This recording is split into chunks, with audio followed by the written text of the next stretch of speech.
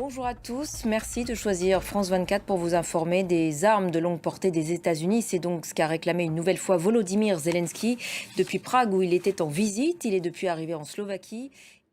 Et à l'approche du sommet annuel de l'OTAN à Vilnius, le secrétaire général de l'OTAN Jens Stoltenberg a donné tout à l'heure une conférence de presse. On en parle avec Bruno Darou. Bonjour Bruno. Bonjour Shren. L'Alliance, donc l'OTAN qui va exposer à l'occasion de ce sommet de Vilnius ses nouvelles ambitions pour l'avenir.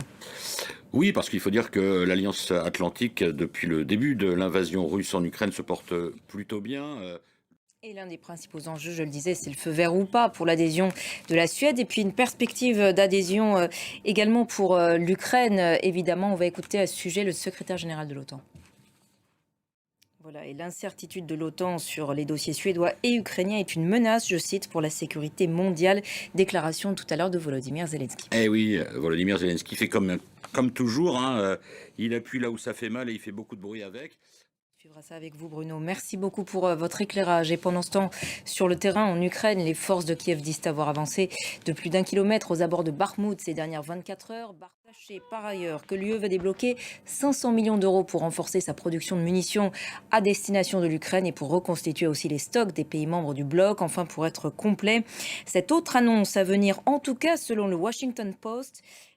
Je vous le disais également en titre, au Proche-Orient, la tension ne retombe pas aujourd'hui. 2 combattants palestiniens ont été tués par les forces de sécurité israéliennes dans la ville de Naplouse. Des affrontements avec des habitants ont également été rapportés. On fait le point sur ces dernières heures avec Julie Chouteau.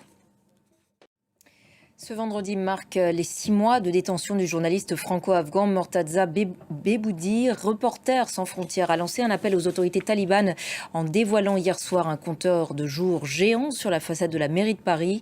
Plusieurs rassemblements ont également eu lieu pour réclamer sa libération. Dorothée Olyric et Régis Maté.